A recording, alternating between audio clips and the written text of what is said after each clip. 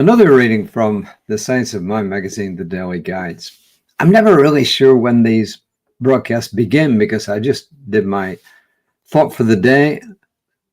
And although I started speaking when it said go live, it started probably about 5 seconds later. So I don't know.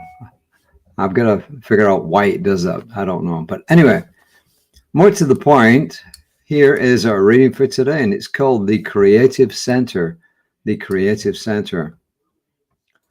The first quote is from Maud Allison Latham, and I assume that she was a dignitary in Science of Mind, New Thought in the 20th century. I did not look her up.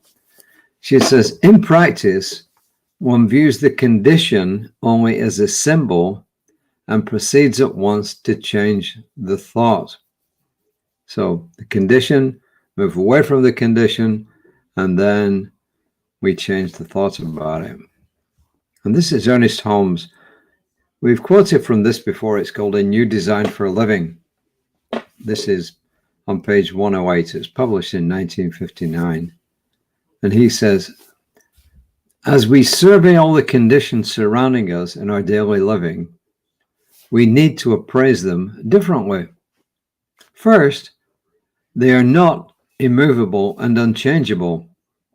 Second, we should not let them influence us to a greater extent than we desire to be influenced. At this point, we can again remind ourselves that we should not judge by appearances, but should judge righteously. He says, look beyond the appearance and rightly determine the cause back of it. That cause which is unseen on the mental and on the spiritual level. He says, we need to believe in a power greater than any negative experience.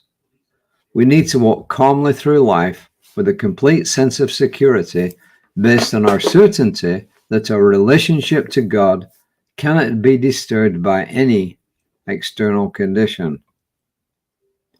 We turn to the creative center within us, to the creative power of our thought, which is the action of mind in use, in us, and as us. And at this point, accept new ideas, building them into sound patterns of thought, knowing that the way they appear in our experience will make use of only the best possible materials consistent with the pattern of their construction. Our thoughts plus our feelings are what produce the results. As I said, that was from A New Design for a Living, page, 108, and it was 1959. And this is what Reverend Jesse says. He says, material life is in such constant change that perceiving any part of it has been described as taking a snapshot of a waterfall. But life is a journey, and not just for the human individual. Everything that creeps or flies is headed on some errand. Nature goes about its cycles of bloom to decay to bloom again, largely without our interference. In this reading, we're reminded to suspend the kind of critical judgment that gets us more emotionally involved in a problem than its answer. And it is pretty easy to do that. So if we decide that we want more money in our bank account, for whatever reason, for most people, it's hard to focus on new money in the bank account, more money in the bank account, thought plus feeling about it, because our minds always tend to go back to the problem. And once again, I think it's good. I forgot who the guy was actually, but he was one of Ernest Holmes' colleagues. And some of you have heard it before.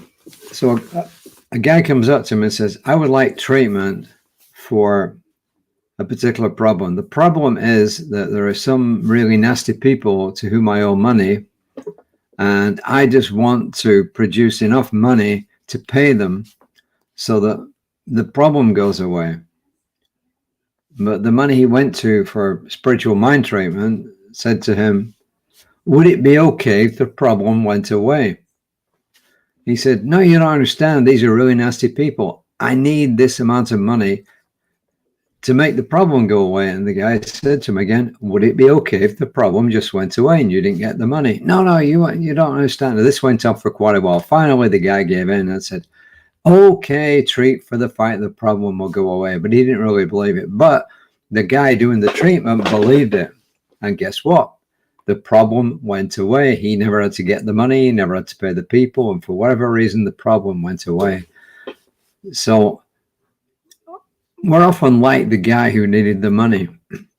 That, yeah, we can see what the solution is and we start focusing on it and then we lose it and we go back to, oh my God, and then we go back to the original issue.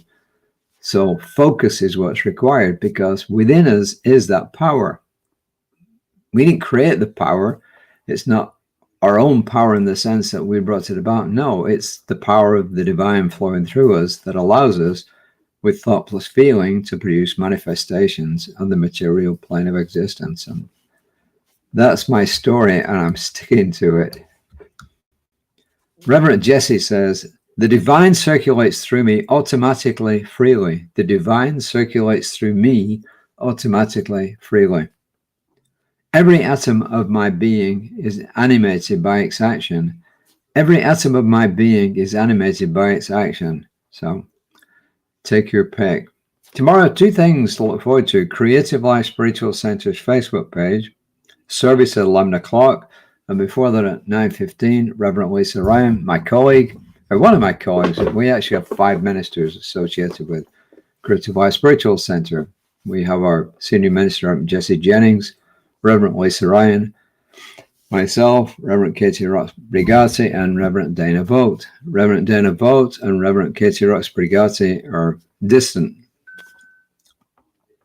One is in the Northeast and one is in California. And the other 3 of us are here in the Spring, Texas area of Houston. So with that, I want to wish you all the best. I am knowing a wonderful, wonderful rest of Saturday and Sunday for each and every person who watches this.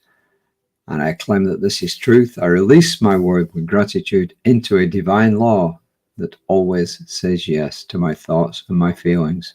And so it is.